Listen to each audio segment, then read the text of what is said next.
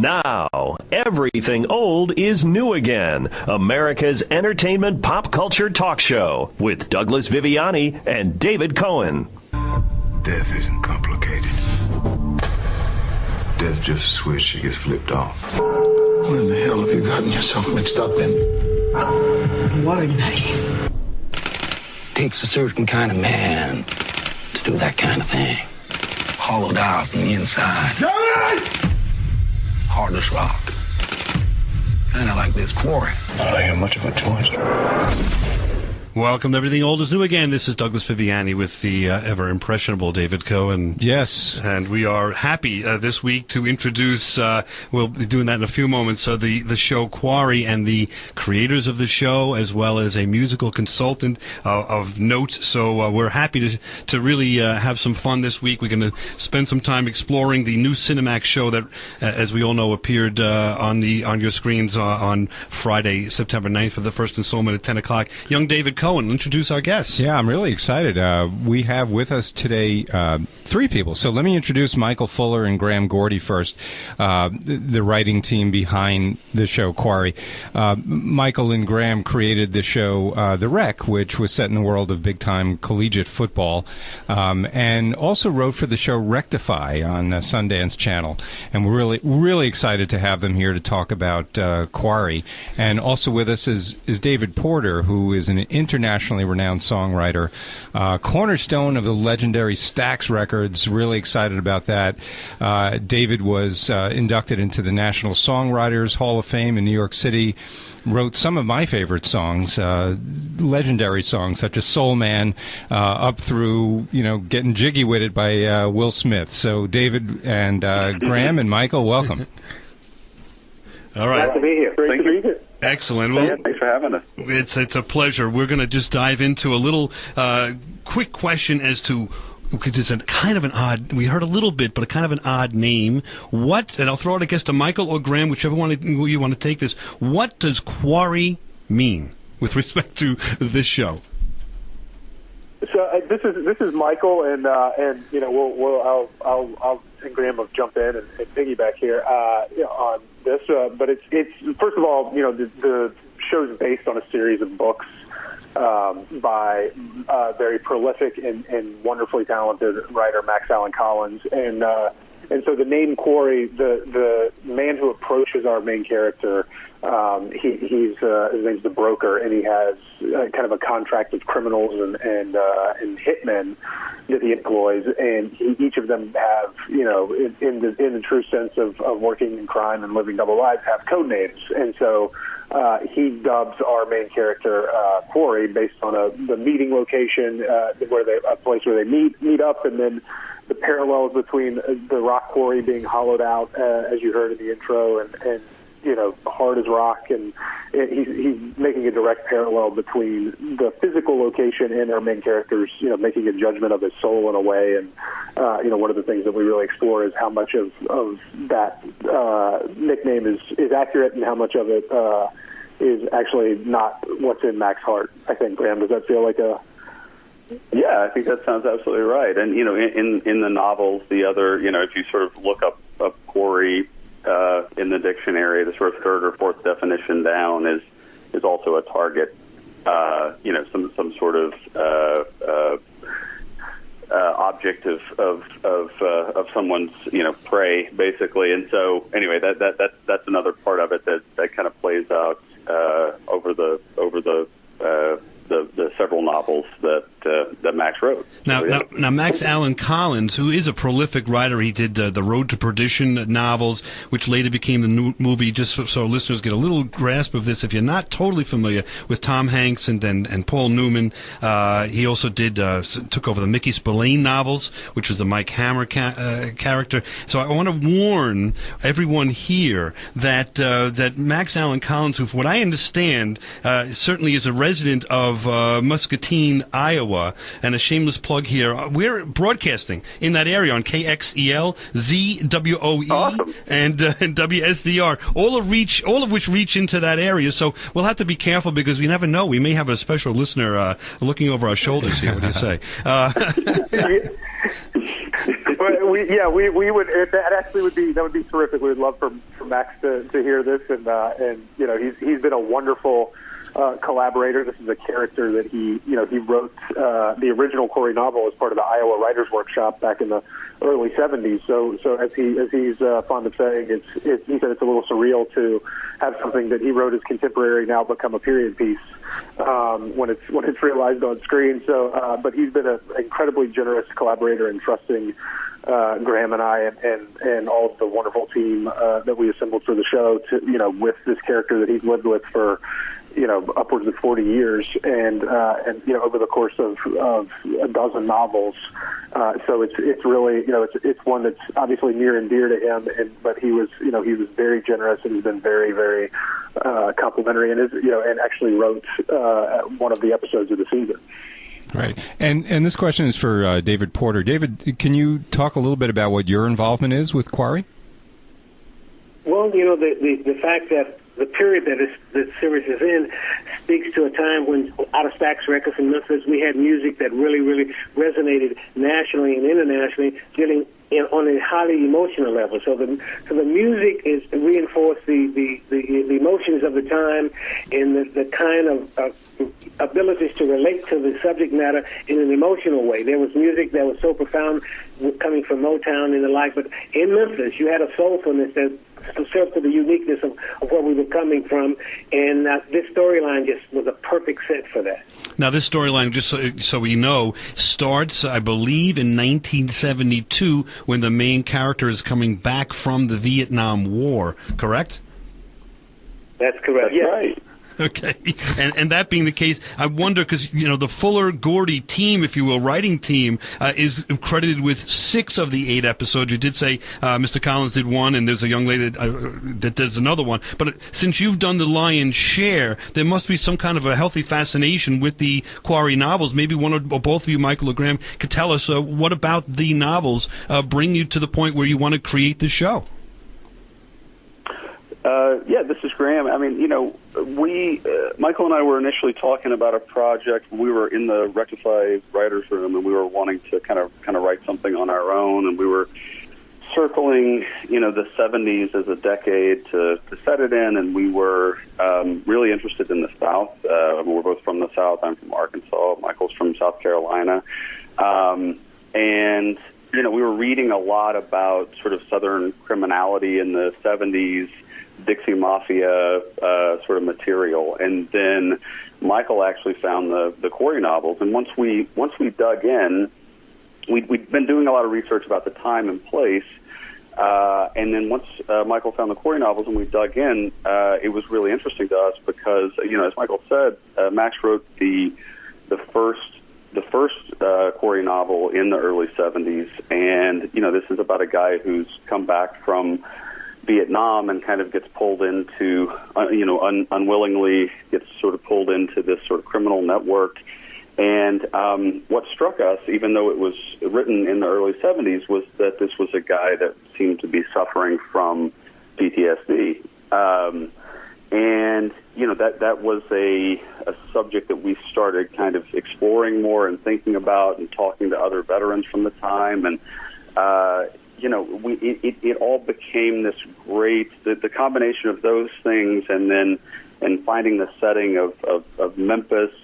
The novels themselves, start up more kind of in the Quad Cities in Iowa, but sort of move up and down the Mississippi a little bit. And us being Southern guys, we kind of started it off moving it down a little bit, and the rich musical history of Memphis, as well as the great the sort of the narrative bones that Max had already created, and our ability to sort of pull from those was just able to kind of enrich it into what felt like a real show.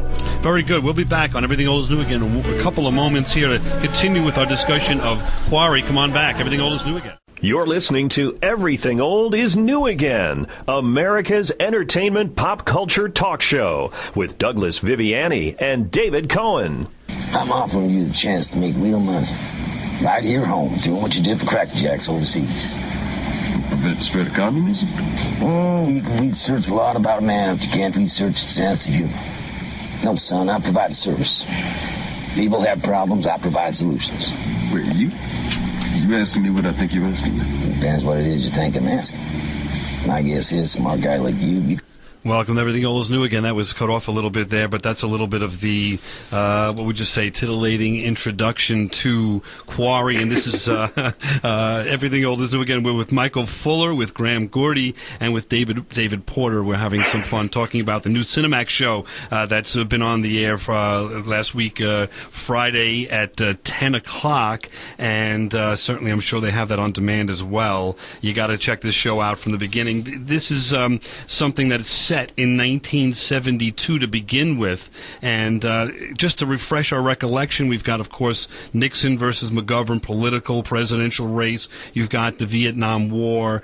This is happening in Memphis, basically 4 years after Martin Luther King was assassinated. So my question would be, again, I'll throw it to Michael or Graham. I would presume that these events have some kind of impact on the story, or am I wrong? And this is just the background to the story of Quarry.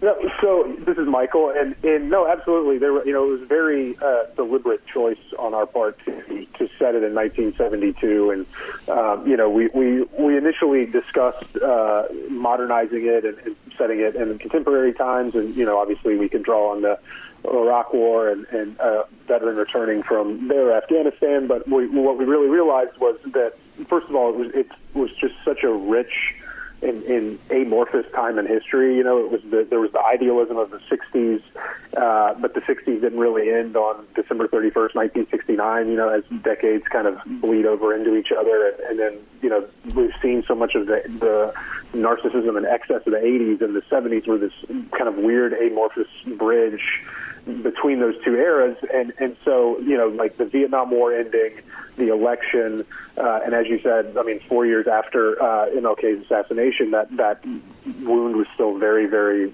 raw and open in Memphis, and it was really interesting to us to explore that time in that city specifically at that time, and in general, American history was so rich then, but specifically Memphis, going through such a transition time after, such an unspeakable tragedy, and then, that kind of also being embodied in the lead character of Matt Conway and him going through a transition of coming home and thinking it's going to be one way and everything has changed and has kind of left him behind in so many regards. So, and we really do draw on and try to, without being too ostentatious about it, draw on and pepper the show with those historic details. And, I think the thing that's great about setting something in a period that Graham and I really responded to was, we can draw parallels to modern day without, hanging a lantern on it. And, people can make connections to see how far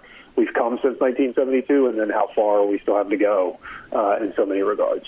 And that's right up the alley of Everything Old is New Again. We take a nostalgic look to the future, if you will, and if that makes any sense. And we're looking back in the 70s and how relevant some of those issues are today. We can't forget, history. We're doomed to repeat it again, and if we do. And I'll tell you, there's also an event of the Munich Olympics. We just came off on Olympics just now. Of course, from Rio, we've got the Munich Olympics has got such highs and lows, with Mark Spitz being so high in that event, winning, I think, 7 golds, and then there was hostage taking and all of that low that happened. Does that parallel in any way the adventure, if you will, of the main character or his journey in Quarry? Yeah, this is Graham. In terms of the Olympics itself, in terms of our main character too, the reason that plays in a way is that he has a history of, water plays through the entire season. He sort of built his own pool in his backyard with his own hands. He was a high school swimmer, and I think that was his sort of aspiration and all that. And then so, you do see play out in episode 4, they're sort of stuck in this place watching this television with Mark Spitz, as you're saying, reaching these highs, and maybe what Mac would have aspired to the most. And then at the same time, he is at his absolute nadir in terms of where he's come, and so also the way the sort of hostage taking parallels what goes on in that episode with them sort of hiding out, as it were. So there's a lot of parallels for that specifically, and then just in general we tried to draw on a lot of what was going on in Memphis at the time in terms of the beginning of busing, white flight, the sort of wound of MLK's death being kind of reopened in a way because of the busing controversy at the time, and so we tried to pull from all of that. So David Porter is a Hall of Fame songwriter. Now you've lived through that, and now we're going back to see. You're seeing that in hindsight, and you're now putting in music into, I would say, the soundtrack of the show. So the question is, how are you choosing to do that with music that we'll recognize? Is this different music that may be B-sides of songs or singles that we haven't heard before? Or where are we going with the music? Because when I understand, and what I've seen, music is almost another character in the show.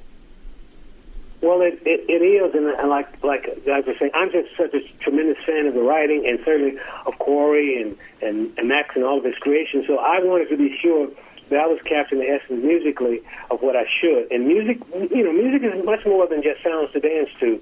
Certainly, what we were trying to do back in the day was come up with something that had some emotional connectivity with it.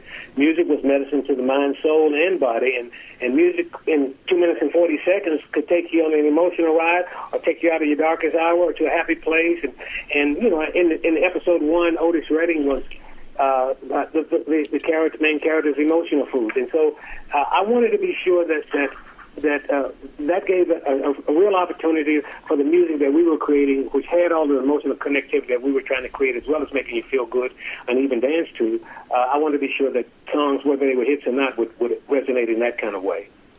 And David, are there any plans going forward for you to write at all? Any original music?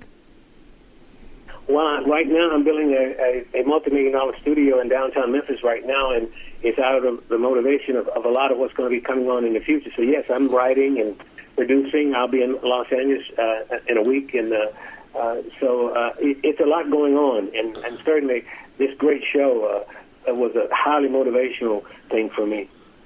Good. And was there a period that you had stopped writing, or at least slowed down in terms of the volume of writing that you'd been doing? Well, actually, for the last 3 years, I've gotten many of my friends, Stevie Wonder, Earth, Wind and Fire, Maurice White, and I grew up together at the creative Earth, Wind and Fire, and I started a nonprofit in Memphis where just giving the creative instincts that we use to create much of the music that became hits for us, passing that on to the next generation. So I have a serious program in Memphis that does that. It's called the Consortium MMT, and it's now back to America's entertainment pop culture talk show. Everything old is new again with Douglas Viviani and David Cohen. I miss you so damn much, Joan. When I think about us putting clean sheets on the bed, sleeping in together. I can't remember the last time I slept in. I think about you. I mean, you're my whole wide world, Miss Conway. You make what's bad about me good and what's good about me better. Welcome back to Everything Old is New Again. This is, of course, Douglas Viviani with the ever-romantic David Cohen. We are joined by, and happy to be joined by, Michael Fuller and Graham Gordy from Quarry, as well as David Porter, Hall of Fame composer that serves as a musical consultant to Quarry, which, of course, is on Cinemax Friday nights, 10 o'clock. We're going to take a look at this. Again, Michael Fuller and Graham Gordy are writers and the creative force behind this TV show that came from a novel. So I do want to explore a little bit of that. But before we do, that little bit of an intro showed us that there's more to this than, let's say, a period piece from the 70s. There's more to this than a fellow that was in a war that's coming back and trying to adjust to that and what difficulties he runs into, let's say. And there's, of course, it seems to be a love story as well. Is that correct? Do we have that kind of an element here, Michael or Graham? Yeah, this is Michael, and absolutely. I mean, it's, you know, his relationship and his love for his wife, Mac, his love for his wife Joni, and it's beautifully and wonderfully realized by our lead actor Logan Marshall Green and lead actress Jodie Balfour. But it's, you know, that love and that hope for that relationship is really what got him through and helped him to survive war. I mean, that was the, you know, getting back to her was his motivation in so many ways, and yet it's complicated, like so much of love often is, and that, you know, he re-enlisted for a second tour because of the unease he was starting to feel when he was home the first time, and he, you know, willingly elected to leave her again. So, you know, it's a complicated relationship, but it is one that is firmly rooted in a real love for these people, and we want to muddy it up and then clean it up and have you know, rooting for them as a couple and rooting for them as an entity. And, you know, the tapes, the clip that you played earlier, that was, you know, born out of research that we did of the era, that, you know, the tape recorder was a fairly new invention at that time, and it became a new way for soldiers and their families to communicate in a way that was, you know, more tangible and more immediate and visceral than a letter, and in some ways more insightful because it's just you talking, and the stream of consciousness is really kind of revelatory in a lot of ways from some of the ones we listened to. So we thought it was a really interesting way to kind of convey what their relationship was before and while he was, you know, before he left for the second tour and while he was away. And along those lines, you discussed Quarry and some parallel to a quarry, which is cold and heartless and sometimes a hole in the ground, so to speak. Would that love story, or at least the love that he has for his wife, would that be something where that tries to soften him as an individual, soften the quarry in his soul, if you will? Is that struggle going back and forth as well between what he's doing, which might be considered on the dark side of life, versus love, which might be considered on the light side of life? Maybe. Yeah, Graham? I think this is Graham. I think that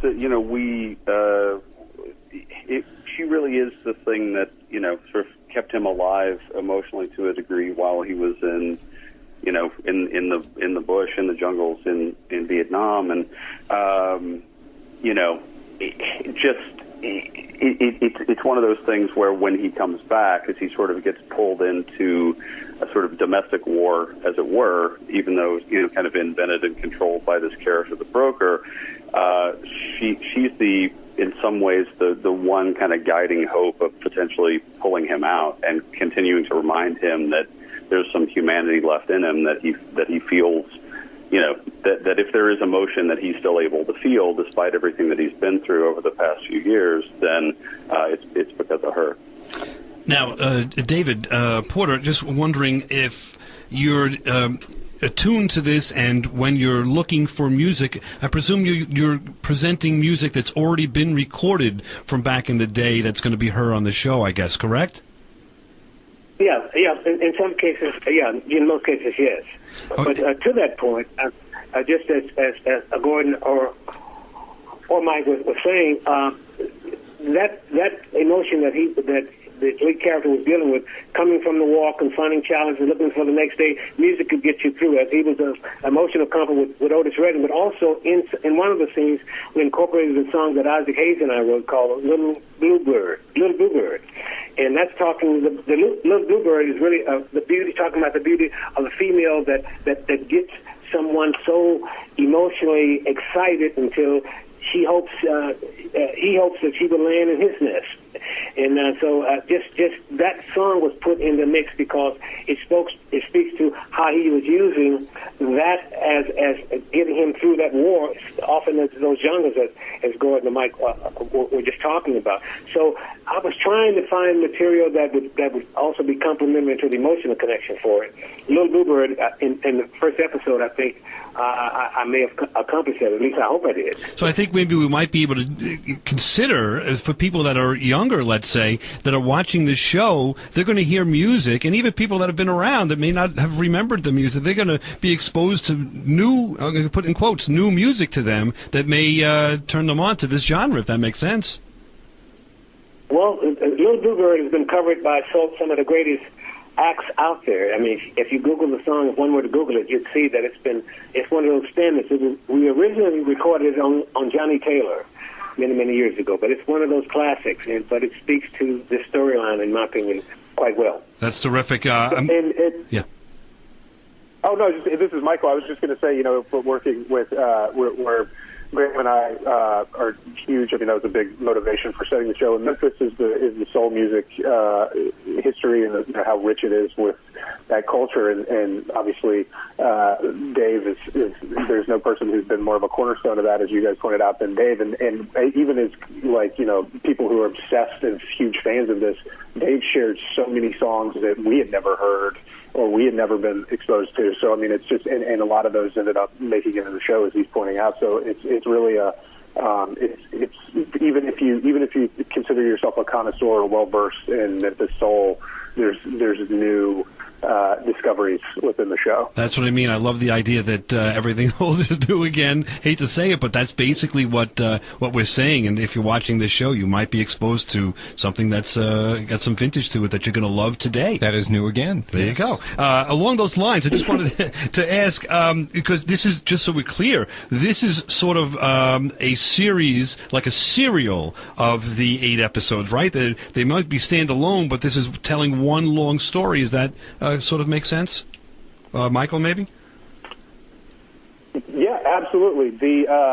So we're telling, you know, we're really taking, so what you see in the pilot episode, that is, we start that story and it's a serialized narrative, and, you know, God willing, and the creek don't rise, as it were, we'll get the chance to keep telling this story of these characters and in Memphis in the, you know, this time period for another season. But so we're, you know, what we start off in the pilot continues and carries over through the course of the season, and really diving into Mac's journey and you know, Joni's journey as they're kind of pulled into this underworld of criminality and corruption in Memphis in 1972. Now, inspired by the novels or novel, will this deviate in any way from the novel, you think, or will it pretty much be honest, truthful? The character is sort of already in the novels are you know, they're sort of pulp genre novels, so Mac is sort of on the job. So our season 1, there was a lot of invention because we had to sort of get to a creation story of where he gets in the novel. So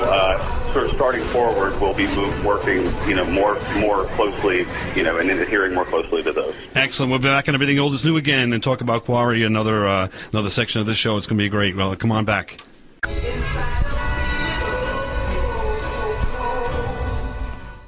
This is Everything Old is New Again, America's entertainment pop culture talk show with Douglas Viviani and David Cohen.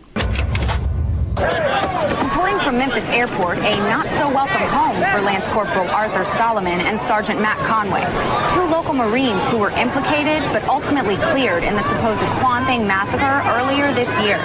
Welcome back to Everything Old is New again. This is Douglas Viviani with David Cohen, and we're enjoying a visit with creators and the power behind Quarry, which is on every Friday night, 10 o'clock on Cinemax with Graham Gordy and Michael Fuller. And we're also spending some time with David Porter, Hall of Fame composer, who's associated with the program, providing another character, if you will, the music background of this, I guess we could say, period piece of show that takes place in the early 70s. That little clip was a little bit about the beginning of the program and how the main character or characters are returning home from Vietnam. And I'm wondering about that. You know, Mr. Porter, you lived through that, and having characters, or I should say people, come back from Vietnam, and it was a little different situation than it is now, I would suggest. And do you feel the music reflected that in some way, at least the music that you were involved with in the 70s, reflecting the angst, I would say, and the struggle between the war and versus the soldier as an individual? I think the thing that gave us the kind of connectivity with our region of the country that labeled the Memphis Sound was because we were dealing with not only, like I said, the ability to make you want to dance, but also to get some emotional content from the messages in the song. And so it was, in fact, motivated because of those times. And yes, it was definitely dealing with that. Certainly, there was. Oh, I'm sorry. Go ahead. When you look at songs like Let's Stay Together and other songs that were motivated even from coming out of Memphis, all of the emotions go even back before the war, but leading up to it and certainly through it. We never lost that identity to make people want to feel connecting ways to the messages of songs and certainly of the times. And that's where we got our notice from. So a little bit more than, as Paul McCartney says, silly love songs, right? I mean, these songs do reflect the times and present issues straightforward or behind the scenes in the feelings of this music as to what people were going through. I mean, we lived through it, but we were young children at the time. But it certainly set the soundtrack. I mean, music is like, to me, like a time machine in some ways. And so hearing that you're involved with this show and you've lived through it and going back to reinvigorate the soundtrack of our lives, so to speak, and direct it in the 1970s is exciting to me. Well, I'll tell you, Michael and Graham did an unbelievable job in writing, and just the acting in this show is just so relatable to that period until it takes you on an emotional ride. When you look at that show, you think in terms of that you're there, and certainly I didn't want to compromise that by making poor song suggestions to anyone. It's a great show. And it's a great combination, and we'll throw it back to Michael Fuller and Graham Gordy and talk about, people always talk about the novel versus whether it be the movie or the TV show of the novel, and sometimes they say one is got more depth to it than another, but since you've got at least, and hopefully more, at least 8 episodes to explore the I presume the first novel, there's a different feel. You're able, I think, to go into maybe a couple of chapters at a time of the novel instead of the whole novel in 2 hours. You're now able to, in a movie, you're now able to express it in 8 hours. Do you feel that provides the audience with more depth and more understanding of the novel itself? Well, it's interesting, as Graham, this is Michael, as Graham touched on earlier, when you meet the character in the books, he's kind of this fully baked and detached hitman already, but in every book, and that's the nature of the novels themselves and the genre that Allan Collins is working in. And so what was interesting to us was, in every novel, there's every one of the books, they kind of jump around in time. It's not like Game of Thrones where there's this giant overarching serialized narrative and cliffhangers from book to book. What was interesting to us was the intro in every book that was 1 to 2 pages where he says, Quarry says, this is how I got started in this, and we thought, let's unpack that as an origin story, particularly for this first season, and deal with him as he's coming home back to war and not getting the hero's welcome that he thought was going to be awaiting him, and being ostracized and shunned. And how does this guy who's not, so many times when you see hitman characters or crime characters, they're just psychopaths or sociopaths, and this to us was, how can we show how this guy with nowhere else to turn in a vacuum, because at the time there was no support for veterans whatsoever. So how can we show with a vacuum of support, without anyone really there to help him and ease his transition back into society, how someone could find themselves wrapped up in a life of crime. And so not that obviously all veterans or people with PTSD or criminals are going to become hitmen or anything like that, but how this particular human being at this point in time had events conspired against him and had a string of bad luck that really led to him saying, I'm out of options, this is all I can do. And so that really was what we wanted to explore for the first season, and then getting him to that point in the books, and then exploring that as more. And really over the course of 8 episodes, we can get really deep into what that looks like and what those choices look like and how they affect the people around him. So there were 13 novels, right, of Quarry? Max puts out at least one a year. So for over the past few years, so yeah. Right. So you guys are set up for a while, right? I mean, you have some source material this thing can go on for ad infinitum almost, right?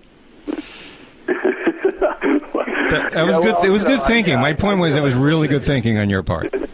Yeah, exactly. We set ourselves up for success perpetuity, I think, to keep going. We'll never want for moves, and that's what Max is so great at. So I'm trying to get an idea as to the timeline here, because obviously this sounds like a labor of love for all three of you. When was the seed of the idea? When did that start? How long ago until the actual premiere of the show itself?